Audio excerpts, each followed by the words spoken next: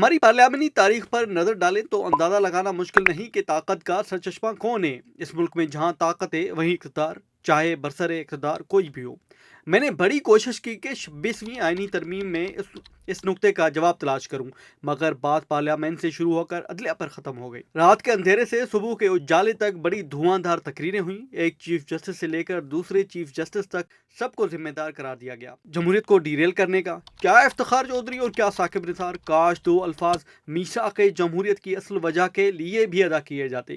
یہ کیوں ہوا تھا اور آج جو حکومت قائم ہے کیا ایک آزاد غیر جانبدار انتخابات کے نتیجے میں قائم ہوئی ہے؟ اگر 2018 میں بھی ایسا ہی ہوا تھا جیسا کہ 2024 میں، تو ان دونوں کے پیچھے کون تھا؟ کیا اس کا جواب اس 26ویں آئینی ترمیم میں ملتا ہے؟ بات 58(2) کی محمد خان جونیجو، محترمہ وینیندر بھٹو اور میاں نواز شریف، مگر حضور یہ بھی تو بتاتے کہ ہر مرتبہ جب کسی وزیر اعظم کو گھر بھیجا گیا تو پہلا خیر مقدمی بیان کس کا آتا تھا؟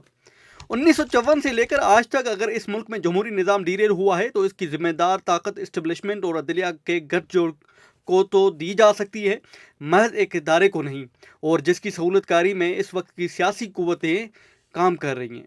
اگر کسی کے ذہن میں یہ غلط فہمی ہے کہ 26ویں آئینی ترمیم جمہوری نظام یا آئین کو بچا سکتی ہے تو خدا را اس کو نکال دے، اور اگر آزمائش شرط ہے تو جس 2/3 اکثر سے یہ ترمیم منظور ہوئی ہے، اسی 2/3 اکثر سے شہباز شریف کی جگہ میاں محمد نواز شریف کو وزیر اعظم بنا کر دیکھ لیں۔ بات بہت سادی سی ہے، اس ترمیم کو لانے کی ڈیڈ لائن 23 اکتوبر تھی، وگرنہ نہ اتنی جلدی بازی کی جاتی۔ 18ویں ترمیم میں تو 9 ماہ لگ گئے تھے، اور ظاہر ہے اس کی بنیادی وجہ موجودہ چیف جسٹس قاضی فائز عیسیٰ کی رخصتی اور جسٹس منصور علی شاہ کی بحیثیت چیف جسٹس تقرری تھی۔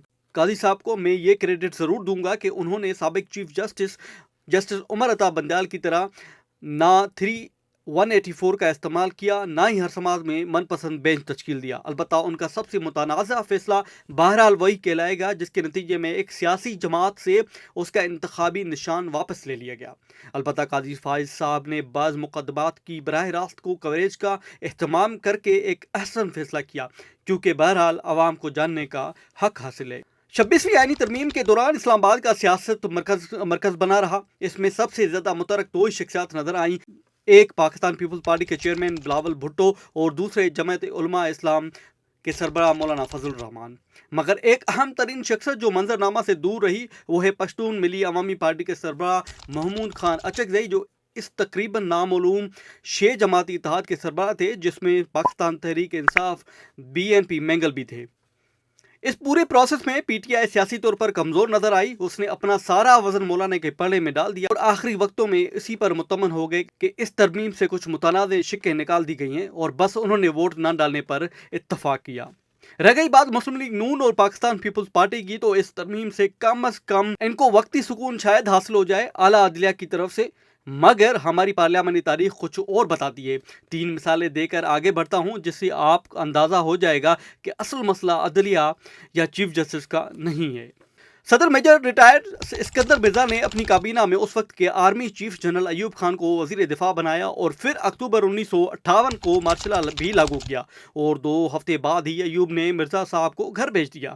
دوسری مثال جناب ذوالفقار علی بھٹو صاحب کی ہے۔ اپنے تئیں ایک کمزور جنرل ضیاء الحق کو 7 جنرلوں پر ترجیح دے کر چیف لگایا، اور پھر انہی موصوف نے 5 جولائی 1977 کو نہ صرف مارشل لا لگایا بلکہ 2 سال بعد اپنے محسن کو پھانسی بھی دے دی۔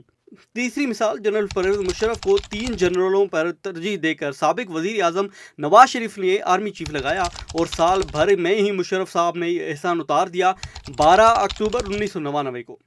اب تینوں حضرات کو اپنے غیر آئینی اقدامات کو تحفظ دینے کے لیے من پسند عدلیہ اور چیف جسٹس لانے پڑے، جس نے اس عمل کا حصہ بننے سے انکار کیا۔ وہ گھر گیا، اس لیے تاریخ آج ان ججوں کو اچھے الفاظ میں یاد نہیں کرتی۔ لہٰذا اس 26ویں آئینی ترمیم میں ایسا کوئی تحفظ عدلیہ کو حاصل نہیں۔ کل جب کسی وزیر اعظم کو گھر بھیجنا ہوگا تو یاد رکھیں اسی طرح کے آئینی بینچ کے ذریعے بھیجا جائے گا، اور یہی بینچ اس پورے عمل کو آئینی اور قانونی بھی کہے گا۔